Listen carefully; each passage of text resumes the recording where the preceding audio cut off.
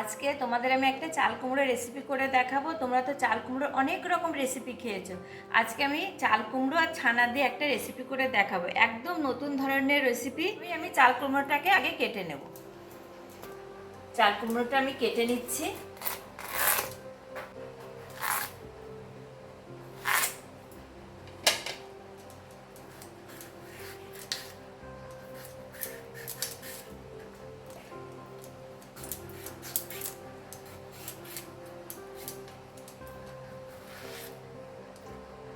দেখো আমি এইভাবে কাটবো, এইভাবে এইভাবে কাটবো চাল কুমড়োটা। চাল কুমড়োটা আমি ভালো করে কেটে ধুয়ে নিয়েছি। এটা এইভাবে কেটেছি, তোমরা তো দেখলে। একটু লবণ আর একটু হলুদ, 1 চামচ চিনি দিয়ে ম্যারিনেট করে নেব। তোমরা যদি চিনি না পছন্দ করো চিনিটা দেবে না। খুব ভালো করে মাখিয়ে নেব। খুবই সুন্দর একটা রেসিপি, দারুণ লাগে খেতে, আর একদম কম মশলায় কম উপকরণে এই রেসিপিটা হয়ে যায়।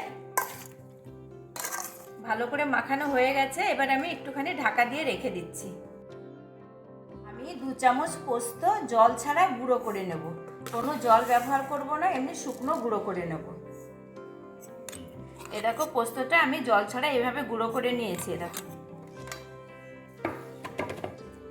এ দেখো লবণ, হলুদ আর একটু চিনি মাখার জন্য দেখো কতটা জল উঠেছে চাল কুমড়ো থেকে।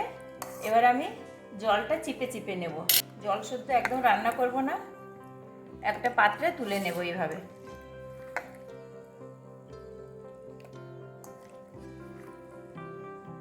কড়াইটা গরমও হয়ে গেছে, এবার সর্ষের তেল দিচ্ছি। ফোড়নে দিয়ে দিচ্ছি কয়েকটা শুকনো লঙ্কা, আর দিয়ে দিচ্ছি একটু কালো জিরে। ফোড়নটা হয়ে গেছে, আমি চাল কুমড়োটা দিয়ে দিচ্ছি।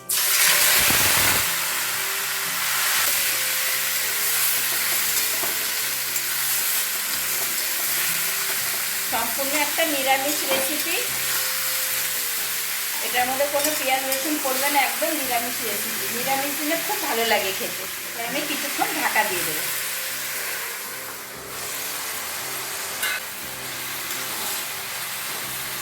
একটু লবণ দিয়ে দিচ্ছি, লবণ দেওয়াই আছে। অল্প করে হলুদ দেবো,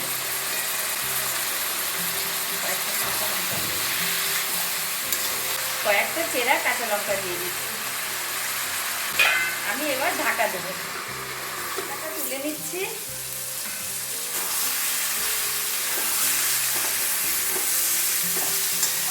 এবার আমি পোস্তর গুঁড়োটা দিয়ে দিচ্ছি।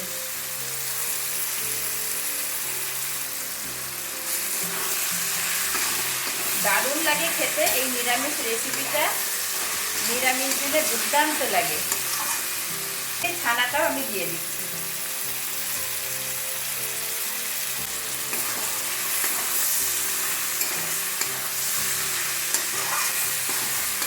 কোনো মশলা লাগে না, একদম কম উপকরণে দুর্দান্ত একটা রেসিপি, একটা ইউনিক রেসিপি।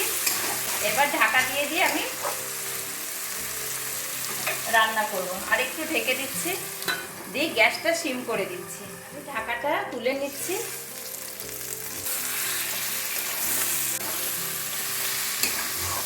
আমি এখানে কোনো শুকনো লঙ্কা গুঁড়ো ব্যবহার করিনি,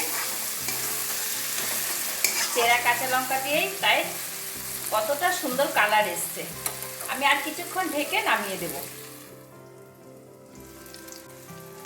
আমার রেসিপিটা পুরোপুরি রেডি হয়ে গেছে, এবার আমি একটা পাত্রে নামিয়ে নিচ্ছি।